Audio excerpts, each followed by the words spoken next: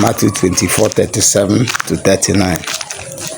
He said that people were given in marriage, doing their normal activity and daily activity until the flood came. I pray that the Lord Almighty will not allow it, like you and I, to meet the rapture unprepared. But always keep it in mind that one day, the rapture will come. My prayer is that you and I will be rapturable in Jesus' name. Follow as you're watching this video. May the Lord Almighty speak to your mind. Meditate into it. Meditate therein. May the Lord Almighty help us to make it on that very last day. In Jesus' name, amen.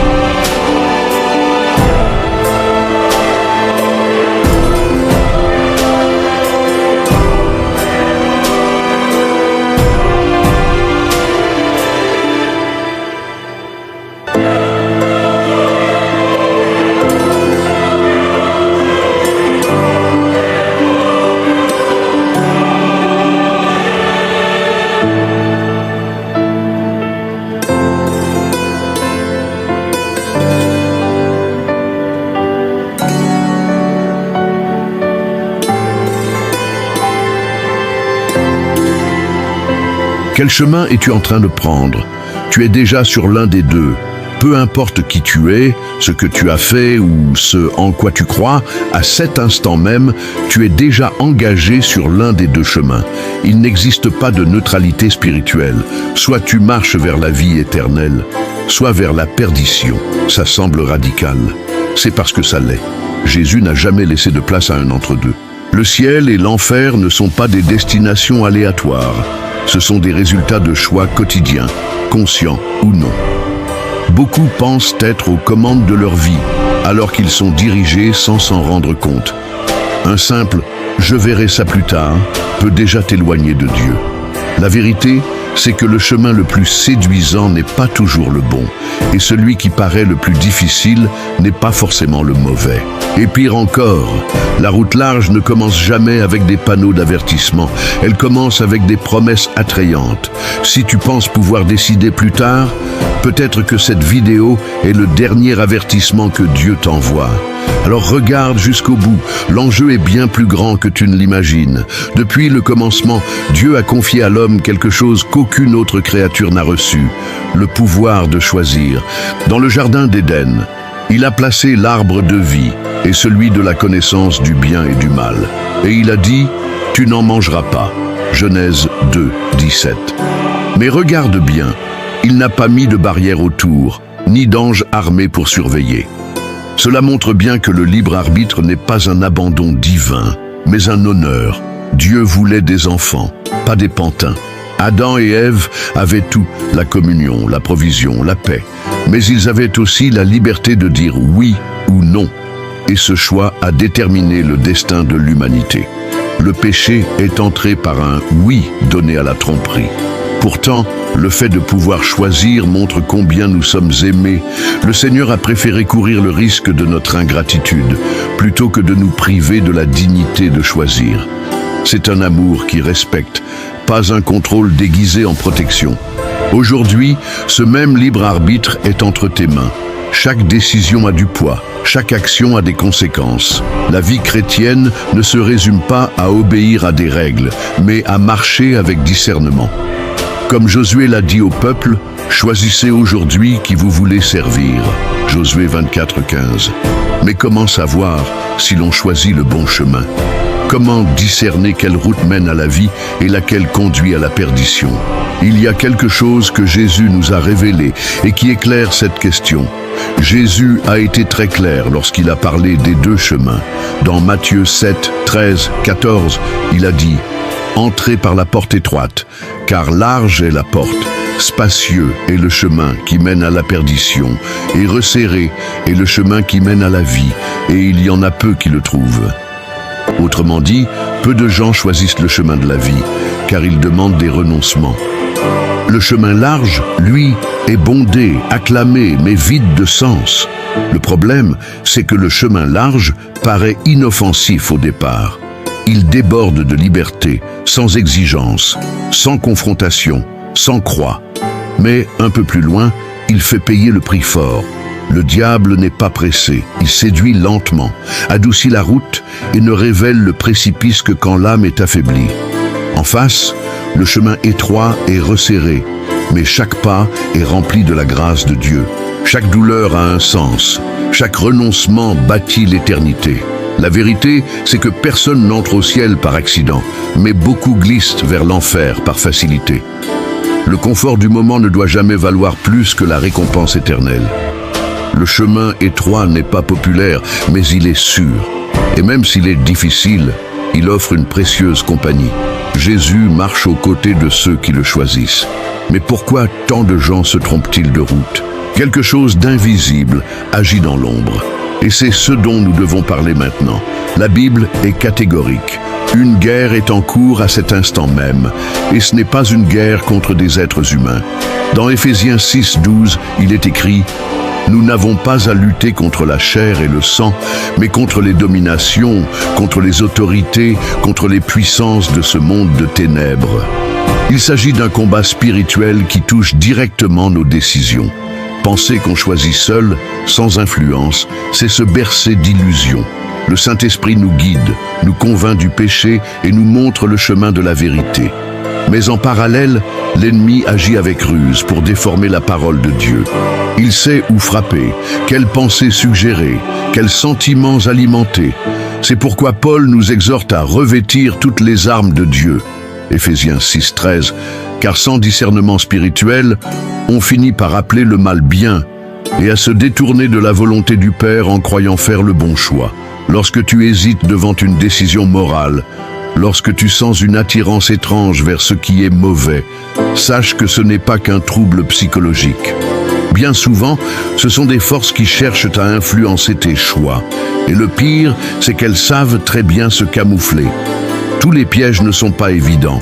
Parfois, ils prennent la forme d'un bon conseil, d'une opportunité ou même d'une bénédiction. Et c'est là que l'arme la plus subtile de l'ennemi entre en jeu. Satan n'est pas stupide, il est stratège. Dans la deuxième lettre aux Corinthiens 11, 14, Paul avertit « Satan lui-même se déguise en ange de lumière ». Cela signifie qu'il ne vient pas toujours faire peur, mais plutôt séduire. Tu vois ce raccourci qui semble trop parfait? Cette offre sans effort? Cette relation qui ignore les principes mais paraît irrésistible? C'est souvent ainsi que le mal se présente, séduisant à l'extérieur, destructeur à l'intérieur. Le problème, c'est qu'en l'absence de discernement, le mensonge peut ressembler à un miracle. La personne croit que Dieu lui ouvre une porte, alors que c'est un piège tendu par l'ennemi. C'est pourquoi Jean nous enseigne à éprouver les esprits.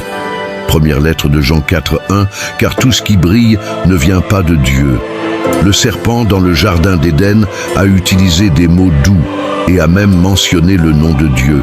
Mais son but était de tuer, voler et détruire. Jean 10, 10. Ce combat ne se gagne pas par la force humaine. Il ne se gagne qu'avec la prière, la parole et une vigilance constante. Le discernement spirituel devient une arme indispensable, car l'ennemi ne fait pas que rugir, il murmure aussi. Et celui qui n'est pas vigilant peut suivre cette voie en croyant faire le bien. Mais au milieu de tant de voix, il y en a une seule qui ne ment jamais, qui ne force jamais et qui appelle toujours avec vérité. Jésus ne crie pas, il appelle. Dans Apocalypse 3, 20, il dit « Voici, Je me tiens à la porte et je frappe. Si quelqu'un entend ma voix et ouvre la porte, j'entrerai. Il ne force pas les cœurs, il attend. Dans un monde rempli de cris et de bruit, sa voix est douce, mais irrésistiblement puissante. Quand il dit « Suis-moi », il n'offre pas une religion, mais la vie, pas une routine, mais un but, pas un fardeau, mais une transformation. Le plus beau, c'est qu'il ne fait pas que montrer le chemin, il l'emprunte avec nous. Contrairement aux faux guides qui disent « Vas-y », Jésus marche à nos côtés. Il nous soutient quand nous trébuchons et nous relève quand nous tombons. Dans Jean 10, 27, il déclare « Mes brebis entendent ma voix, je les connais et elles me suivent. » Cet appel n'est pas pour ceux qui se croient dignes, mais pour ceux qui sont prêts à faire confiance et à obéir, même sans tout comprendre. L'invitation est lancée, mais la réponse n'est pas collective, elle est personnelle. Chaque personne, à un moment donné, entend cette voix. Cela peut être à travers une parole, une douleur, un rêve, ou même maintenant, pendant que tu écoutes ceci. Et ce que tu fais de cet appel change tout, car le temps pour décider n'est pas infini. Et la plus grande erreur spirituelle, c'est de croire qu'on a encore beaucoup de temps pour réfléchir. L'illusion du « je verrai ça plus tard » a éloigné beaucoup de la voie du salut. La Bible est claire dans Hébreux 3,15. Aujourd'hui, si vous entendez sa voix, n'endurcissez pas vos cœurs. L'ennemi n'a pas besoin que tu rejettes Jésus. Il lui suffit que tu repousses l'instant. Chaque plus tard est un risque, car nul ne sait s'il y aura un lendemain. L'éternité ne se décide pas plus tard. Elle se construit dès maintenant. Tandis que le monde te distrait, le ciel te regarde. Chaque décision, même minime, te rapproche d'un des deux chemins. Quand tu dis « je n'ai pas le temps pour Dieu », tu es, sans le savoir, en train de dire oui à l'autre côté. Et le plus grave, c'est que ce choix ne se fait pas toujours dans la rébellion. Parfois, c'est par confort, par froideur, par négligence. Et cela peut être tout aussi dangereux. Mais même si ta vie a pris la mauvaise direction, il y a encore de l'espoir. Si tu respires encore, c'est que Dieu te donne encore du temps. Il est en train de te dire « Reviens à moi ».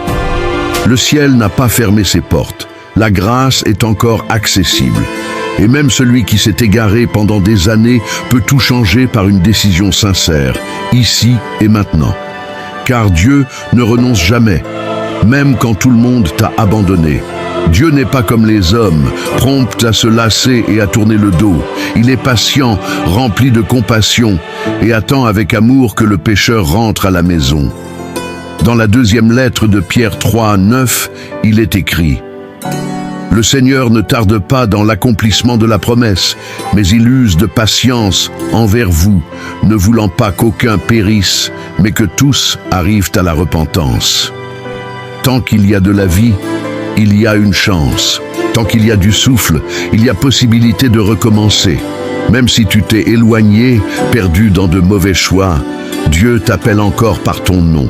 Il ne t'a pas oublié, même si toi tu l'as oublié. Comme le père du fils prodigue dans Luc 15, il te guette de loin, espérant te voir revenir. Et le plus merveilleux, c'est qu'il ne veut pas t'humilier, il veut te restaurer. Il court vers toi, te revêt d'honneur et prépare une fête. L'ennemi dira qu'il est trop tard, que c'est fini pour toi, que Dieu ne veut plus de toi. Mais tout cela est faux. La croix a été le plus grand cri d'amour de toute l'histoire, et elle tient encore debout. La porte de la grâce est encore ouverte, et il te suffit d'un pas sincère, un seul, car un jour, cette porte se refermera. Et alors, il n'y aura plus de choix, seulement des conséquences. Il arrive un moment où l'on ne peut plus fuir. Soit tu choisis, soit le choix se fait sans toi. Dans Deutéronome 30, 19, Dieu dit « J'ai mis devant toi la vie et la mort, la bénédiction et la malédiction. Choisis donc la vie afin que tu vives. » Cette décision est personnelle. Personne ne peut décider à ta place. Ne pas choisir, c'est déjà choisir. Et dans ce cas, c'est un jeu bien trop dangereux. Chaque être humain se retrouve un jour à une croisée des chemins. D'un côté, la porte large, confortable, populaire, mais qui mène à la perdition. De l'autre, la porte étroite, qui demande des renoncements, mais conduit à la vie éternelle. Et entre les deux, il y a ton cœur. Jésus ne cherche pas à te convaincre par la peur, mais à t'attirer par la vérité. Mais il ne marche qu'avec ceux qui se positionnent. Aujourd'hui, Dieu ne te demande pas des explications, il te demande une décision. Il n'attend pas de toi la perfection, mais la sincérité. Ce n'est pas une question d'être assez bon, c'est une question de lui faire assez confiance pour le suivre. Car en fin de compte, il n'y a que 2 chemins, 2 maîtres, 2 destinations. Et ignorer cela, c'est la plus grande erreur de la vie.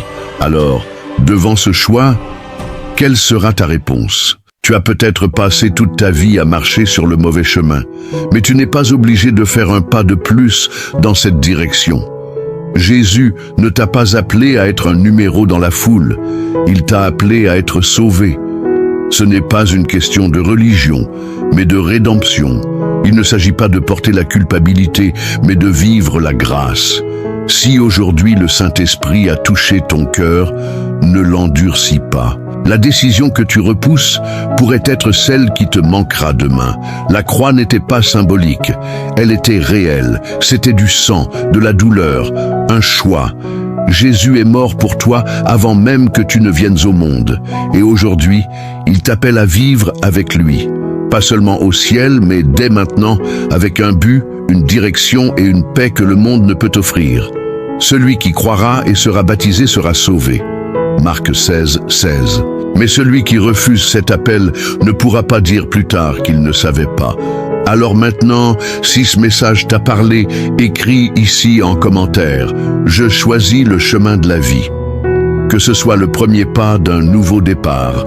Que Dieu te bénisse aujourd'hui et pour toujours. Amen.